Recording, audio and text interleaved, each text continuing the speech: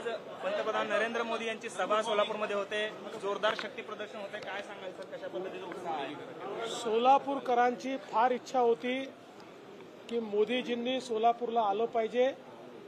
आम्ही मोदीजींना विनंती केली आणि मोदीजींनी आज सभा दिलेली आहे. सगळ्या परिसरामध्ये प्रचंड उत्साह आहे. खूप लोकांना या ठिकाणी यायचं आहे आणि अतिशय भव्य अशा प्रकारची सभा या ठिकाणी होणार आहे.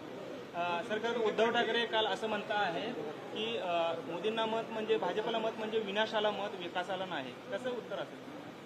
उद्धव ठाकरेंना उत्तर देण्याचं कारण याकरता नाही, मोदीजींनी केलेला विकास पूर्ण देश पाहतोय आणि माझा उद्धवजींना सवाल आहे, तुम्ही केलेलं एक विकासाचं काम दाखवा.